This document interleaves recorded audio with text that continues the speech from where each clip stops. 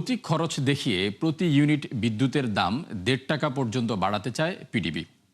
বিএসসিতে জমা দেওয়া প্রস্তাবের উপর গণশুনানিতে যার তীব্র বিরোধিতা করেন ভোক্তা প্রতিনিধিরা।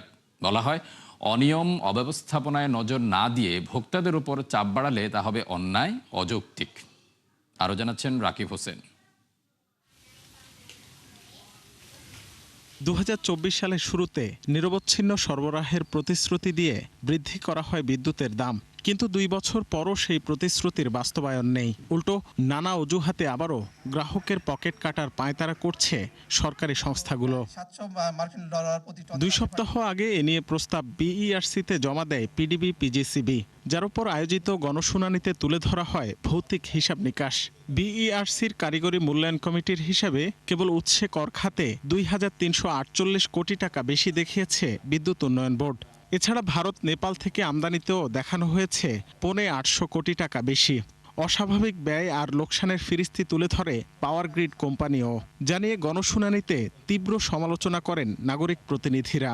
আপনি যে লুটপাট করবে তার বিরুদ্ধে ব্যবস্থা নেবেন না, আপনার বিদ্যুৎ চুরি হচ্ছে, সিস্টেম লস হচ্ছে, সিস্টেম লস কমাচ্ছেন না। তো মূল্য কিভাবে আপনি না বাড়িয়ে সমন্বয় করতে পারেন, আপনার নিজে স্বাবলম্বী হতে পারেন, সেদিকে আমার মনে হয় যাওয়া দরকার। কোনো অজুহাতে যেন বিদ্যুতের দাম বাড়ানোর দিকে না যাওয়া হয়। যদি আপনাদের প্রতি কোনো প্রেশার থাকে, আমি অনুরোধ করব, আপনার একটা স্বাধীন সংস্থা হিসাবে আপনারা জনগণের উদ্দেশ্যেই বলেন, কারণ আপনারাও টেকনিক্যাল কমিটি, আমি আর জিজ্ঞেস করি নাই, তারাও কিন্তু কোনো ইকোনমিস্টের সাথে কথা বলে নাই। আমরা কিন্তু সেইটাই শুনতে চাইব, জনমনে তার প্রতিক্রিয়া কি। বর্তমানে বিদ্যুতের গড় পাইকারি দর ৭ টাকা ৪ পয়সা। এই প্রক্রিয়ায় বিদ্যুতের দাম আরও অন্তত ১ টাকা ২০ পয়সা বাড়াতে চায় সংস্থাগুলো, যা ২০২৪ সালের তুলনায় প্রায় ৪ গুণ। যে বিদ্যুৎ কেন্দ্রগুলো পরিচালিত করি আমরা, এগুলোকে যদি যথাযথভাবে ফুয়েল না দিতে পারি, তাহলে এই বিদ্যুৎ উৎপাদনে একটা বড় ধরনের ব্যত্যয় হয়। কারণ একটি সরকারের পক্ষে একটি সেক্টরে যে ভর্তুকির পরিমাণ, এই ভর্তুকির পরিমাণটাও আমাদের সবারই সদয় বিবেচনায় রাখতে হবে, যে একটা সেক্টরকে প্রতি বছরে কি পরিমাণ ভর্তুকি দিতে হবে। নিম্ন ও মধ্যবিত্ত মানুষের আয় বৃদ্ধির তুলনায় জীবনযাত্রার ব্যয় স্বাভাবিক বেড়েছে। এই অবস্থায় নতুন করে বিদ্যুতের মূল্য বৃদ্ধি জনজীবনে চরম চাপ সৃষ্টি করবে। বিদ্যুৎ খাতে দীর্ঘমেয়াদী পরিকল্পনা, নবায়নযোগ্য জ্বালানির ব্যবহার, সঞ্চালন ব্যবস্থার উন্নয়ন এবং অপচয় কমানোর মাধ্যমে ব্যয় হ্রাসে কার্যকর উদ্যোগ গ্রহণ করা প্রয়োজন। সবশেষ ২০২৪ সালে বিদ্যুতের পাইকারি দর ৩৪ পয়সা বৃদ্ধি করা হলেও ভোক্তা পর্যায়ে গুনতে হয় প্রায় দ্বিগুণ। সরকার এই নীতিমালার উপরও কাজ করতেছে। রাকিব হোসেন, ৭১, ঢাকা। অর্থবছরের ১০ মাসে এনবিআর এর রাজস্ব ঘাটতি ছাড়িয়েছে রেকর্ড ১,০৪,০০০ কোটি টাকা। ফলে লক্ষ্য অর্জনে বাকি ২ মাসের দরকার ২.২ লাখ কোটির উপরে। এনবিআর এর সবশেষ প্রতিবেদন বলছে, এপ্রিল পর্যন্ত আদায় হয়েছে ৩,২৬,৯২৮ কোটি টাকা, বছর ব্যবধানে যা বেড়েছে ১০.৫%। আর শুধু এপ্রিল আয় হয়েছে ৩৯,০৬০ কোটি টাকা। তথ্য অনুযায়ী ১০ মাসে আদায়ের লক্ষ্য ছিল ৪,৩১,০০০ কোটির কিছু বেশি। আর সবচেয়ে বেশি ঘাটতি আয়কর খাতে ৪৪,০০০ কোটি টাকা, সেই সাথে মূসকে ৩৫,০০০ কোটি। চলতি অর্থবছরে এনবিআর এর রাজস্ব আদায় লক্ষ্যমাত্রা ৫,৫৪,০০০ কোটি টাকা।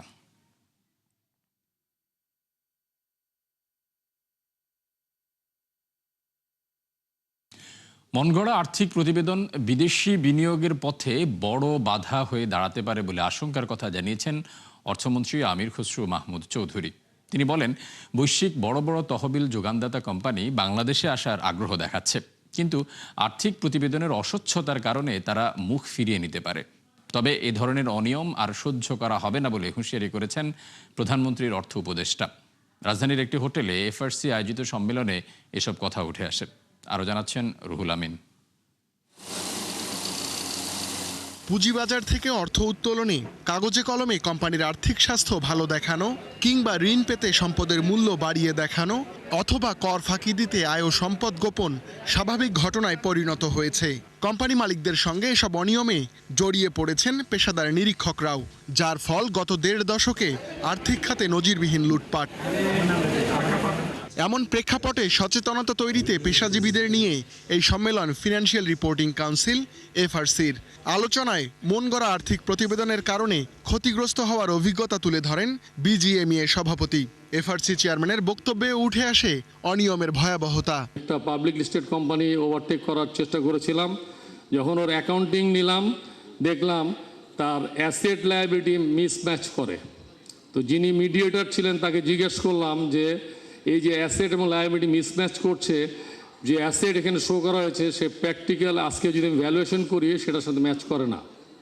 ওনার আনঅফিসিয়াল উত্তর ছিল প্রাইভেট লিমিটেড কোম্পানি থেকে যখন পাবলিক লিস্টেড কোম্পানিতে কনভার্ট করার প্রস্তুতি নেওয়া হয়েছিল তখন ইচ্ছাকৃতভাবেই আর্টিফিশিয়ালি ফ্যাব্রিকেটেড করা হয়েছিল। অফিসিয়ালটা আরজেএসসিতে নিবন্ধিত কোম্পানি আছে প্রায় ৩ লাখ, কিন্তু রিটার্ন জমা দেয় মাত্র ৩৫,০০০। বাকি কোম্পানিগুলোকে জবাবদিহিতার আওতায় আনতে সবাইকে একযোগে কাজ করতে হবে। অর্থমন্ত্রী জানান, জেপি মর্গান সহ আর্থিক খাতের বড় বড় কোম্পানি বাংলাদেশে আসতে চায়। প্রতিদিন এ নিয়ে বৈঠক করছেন বলেও জানান তিনি। এছাড়া হংকং, লন্ডন সহ বিশ্বের বিভিন্ন পুঁজিবাজার থেকে তহবিল সংগ্রহের কথাও ভাবছে সরকার। কিন্তু অর্থমন্ত্রীর দুশ্চিন্তা আর্থিক প্রতিবেদনের অস্বচ্ছতা নিয়ে। ফান্ড ম্যানেজাররা বিগ ওয়েতে আসতেছে বাংলাদেশে। JP Morgan is coming, other big investment companies are willing to come. The first thing they look at a company before they invest is the balance sheet, the reporting, audit report. এইখানে যদি ওরা এসে দেখে যে it is not up to the global standard, accounting practices পরিপ্রেক্ষিতে যেটা নাই, ওখানেই তো that's the end of the story. আমাদের সারা বিশ্বকে দেখাতে হবে যে বিদেশি বিনিয়োগ যদি আমরা আকর্ষণ করতে চাই তাহলে অডিট ব্যবস্থা ঢেলে সাজানো দরকার। অর্থমন্ত্রী বলেন, সরকার একটি সুস্থ আর্থিক খাত গড়ে তুলতে চায়, আর এজন্য পেশাদার সংগঠনগুলোকে দায়িত্বশীল হওয়ার আহ্বান জানান তিনি। রুহুল আমিন, ৭১, ঢাকা। এপ্রিলের ১৯ দিনেই প্রায় $২.৫ বিলিয়ন কাছাকাছি প্রবাসী আয়, যা বছর ব্যবধানে বেড়েছে ৮২% উপরে। বাংলাদেশ ব্যাংক এ তথ্য জানিয়েছে। তথ্য অনুযায়ী গত বছরে একই সময় প্রবাসীরা দেশে পাঠান $২.৫ বিলিয়ন কিছু বেশি। আর এ নিয়ে চলতি অর্থ বছরের ১৯ মে পর্যন্ত দেশে মোট রেমিটেন্স এলো $৩১.৮২ বিলিয়ন, যা এ যাবৎকালে সর্বোচ্চ। এই আয়ও বছর ব্যবধানে বেড়েছে ৩৮.৫%। এদিকে আরেক তথ্যে জানানো হয় ২০ এপ্রিল ৪ ব্যাংক থেকে আরও $৭ কোটি কিনেছে বাংলাদেশ ব্যাংক, যার দর $১২.৭৫। এ নিয়ে চলতি মাসে কেনা হলো $৪৬.৫ কোটি, আর চলতি অর্থ বছরে তা ছাড়িয়েছে ৬ বিলিয়নের ঘর।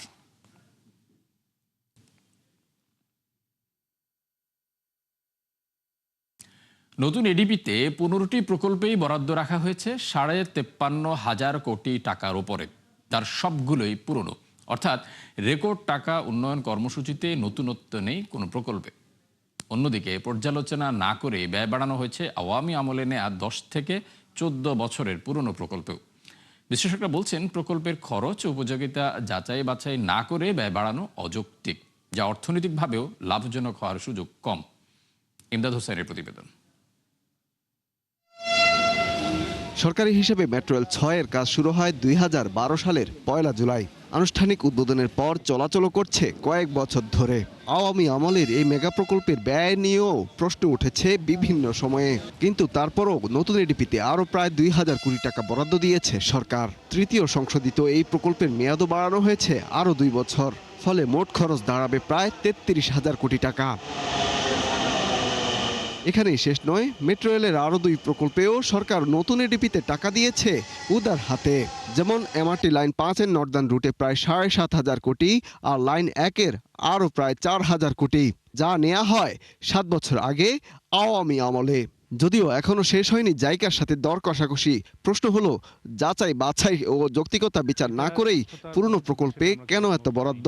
কারণ অতীতের বাজেটগুলোতে দেখা যাচ্ছে যে উন্নয়ন বাজেটগুলো বিশেষ করে ব্যয়ের ক্ষেত্রে স্বচ্ছতা এস্টাবলিশড হয় না।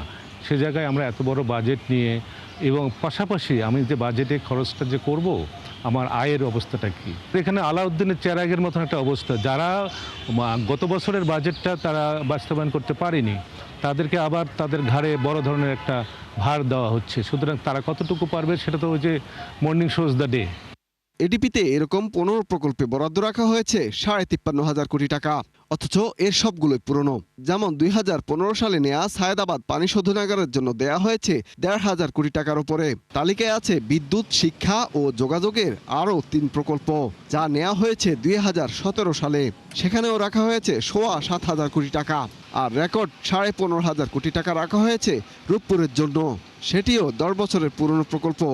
কারেন্ট ফিসক্যাল ইয়ারের 8 মাস কিন্তু নন পলিটিক্যাল গভর্নমেন্ট ছিল, আর ইন্টারিম গভর্নমেন্ট তারা তাদের অনেক ব্যবস্থাপনার দক্ষতার অভাব ছিল, যে কারণে আমাদের ইন জেনারেল এডিপির বাস্তবায়ন লো হইলেও ইন্টারিম গভর্নমেন্টের এই প্রথম অর্থ বছর আর এই অর্থ বছরের 8 মাস অতিরিক্ত লো ছিল, মানে এক্সেসিভলি এটা নিচে নেমে গেছিল। 20 বছরের মধ্যে lowest. Development expenditure, development project বাড়াতে হবে, নাহলে তার পলিটিক্যাল কমিটমেন্ট রক্ষা হবে না। মাতারবাড়ি বন্দরেও প্রায় 5,000 কোটি টাকা বরাদ্দ রয়েছে এডিপিতে, যদিও কাজ শেষ হয়েছে মাত্র 20%। ইমদাদ হোসাইন, 71, ঢাকা। মেধাস্বত্বের নিরাপত্তা নিশ্চিতে যুক্তরাষ্ট্রকে ভর্তুকি মূল্যে সফটওয়্যার সরবরাহের পরামর্শ দিয়েছেন দক্ষিণ এশিয়ার মার্কিন আইপি পলিসি অ্যাডভাইজার শিল্পী ঝা। অ্যামচেমের সংলাপে তিনি বলেন, সক্ষমতার অভাবে অবৈধ সফটওয়্যার ব্যবহারে উদ্বুদ্ধ হচ্ছেন এই অঞ্চলের মানুষ। তার মতে সরকারি পর্যায়ে সহযোগিতামূলকভাবেও সফটওয়্যার সরবরাহ করা যেতে পারে। এ সময় বক্তারা বলেন, শুধু সফটওয়্যার নয়, সব ধরনের পণ্যই নকল হচ্ছে দেদারসে। এতে বাধাগ্রস্ত হচ্ছে বৈধ ও আসল পণ্যের বাণিজ্যিক প্রসার। বাংলাদেশে বিনিয়োগে বিশ্বে সুপরিচিত বহু কোম্পানি আগ্রহী হলেও এগুতে পারছেন না মেধাস্বত্বের নিরাপত্তা না থাকায়। এমন প্রেক্ষাপটে পারস্পরিক বাণিজ্য চুক্তিতে কঠিন শর্ত জুড়ে দিয়েছে মার্কিন যুক্তরাষ্ট্র। ট্রাম্পের পর এবার দুদিনের চীন সফরে রুশ প্রেসিডেন্ট ভ্লাদিমির পুতিন। সফরের প্রথম দিনই বৈঠক করেন শি জিনপিংয়ের সাথে, যেখানে বাণিজ্য, অবকাঠামো সহ বেশ কয়েকটি সমঝোতায় সই করে চীন, রাশিয়া। এ সময় বিশ্ববাজারের নেতিবাচক প্রবণতা থেকে সুরক্ষায় একমত থাকার অঙ্গীকার করেন দুই রাষ্ট্রপ্রধান। আরও জানাচ্ছেন নাদি ইসলাম তুলি। ডোনাল্ড ট্রাম্পের চীন সফরের রেশ কাটতে না কাটতেই বেইজিং গেলেন রুশ প্রেসিডেন্ট ভ্লাদিমির পুতিন। দুই বন্ধু রাষ্ট্রের সম্পর্কের গভীরতা বাড়াতে ডোনাল্ড ট্রাম্পের চীন সফরের রেশ কাটতে না কাটতেই বেইজিং গেলেন রুশ প্রেসিডেন্ট ভ্লাদিমির পুতিন। দুই বন্ধু রাষ্ট্রের সম্পর্কের গভীরতা বাড়াতে এরই মাঝে বেশ কয়েকটি সমঝোতা সই করেছে চীন, রাশিয়া। ধারণা করা হচ্ছে বাণিজ্য, প্রযুক্তিগত সহযোগিতা ছাড়াও বিভিন্ন ইস্যুতে আরও প্রায় 20টি নথিতে স্বাক্ষর করবেন তারা। দুদিনের সফরের প্রথম দিনেই আলোচনায় বসেন দুই রাষ্ট্রপ্রধান, যেখানে সমঝোতায় পৌঁছান পাওয়ার অফ সাইবেরিয়া 2 পাইপলাইন নিয়ে, যার মাধ্যমে রাশিয়ার ইয়ামাল গ্যাস ক্ষেত্র থেকে মঙ্গোলিয়ার মধ্য দিয়ে বছরে 50 বিলিয়ন ঘনমিটার গ্যাস যাবে চীনে, যা চীনের মোট গ্যাস ব্যবহারের প্রায় 12%। এমনিতেই দীর্ঘদিন ধরে পশ্চিমা নিষেধাজ্ঞা আর ইউক্রেন যুদ্ধে চাপে রাশিয়ার অর্থনীতি। পরিস্থিতি সামাল দিতে নানা পদক্ষেপ নেয় মস্কো। অর্থনীতিকে পুরোপুরি সচলে সহায়তা চায় বেইজিংয়ের। শীর্ষ বাণিজ্যিক অংশীদার ও রাশিয়ার জ্বালানির বৃহত্তম গ্রাহক হিসেবে পাশে থাকার কথা বলছে চীন। পারস্পরিক আস্থার ভিত্তিতে সহযোগিতা ও বন্ধুত্বের পথকে প্রসারিত করতে কাজ করবে দুদেশ, যেখানে দীর্ঘমেয়াদী স্থিতিশীল অর্থনৈতিক কাঠামোকে এগিয়ে নিতে অবিচল থাকব আমরা, যাতে উভয় দেশের মৌলিক স্বার্থ ও বৈশ্বিক উন্নয়নের সামগ্রিক ধারা বজায় থাকে। পাক্ষিক সহযোগিতার মূল ক্ষেত্রগুলো নিয়ে আলোচনা করা হয়েছে, যেখানে অগ্রাধিকার বিষয়গুলো তুলে ধরা হয়েছে। এছাড়া আন্তঃসরকারি, আন্তঃবিভাগীয় এবং প্রাতিষ্ঠানিক দলিলের একটি উল্লেখযোগ্য প্যাকেজ সহ প্রায় 40টি চুক্তি করা হবে। অর্থনৈতিক সহযোগিতাকে আরও গভীর করতে এর মধ্যে বেশ কয়েকটি স্বাক্ষর হয়েছে। এদিকে হরমুজ অবরোধের মাঝেও চীনের জন্য নিরবচ্ছিন্ন জ্বালানি সরবরাহের প্রতিশ্রুতি দিয়েছেন পুতিন। বিশ্ববাজারের নেতিবাচক প্রবণতা থেকে সুরক্ষায় রুশ চীনা বাণিজ্য পরিচালিত হয় রুবল কিংবা ইউয়ানে। তাই দ্রুত বর্ধনশীল চীনা বাজারে জ্বালানির নির্ভরযোগ্য ও নিরবচ্ছিন্ন সরবরাহ অব্যাহত রাখতে প্রস্তুত রাশিয়া। যৌথ বিবৃতিতে যুক্তরাষ্ট্রের পরিকল্পিত গোল্ডেন ডোম প্রকল্প ও মহাকাশে অস্ত্র উৎক্ষেপণের নিন্দা জানান পুতিন, শি জিনপিং। নাদিয়া ইসলাম তুলি, 71।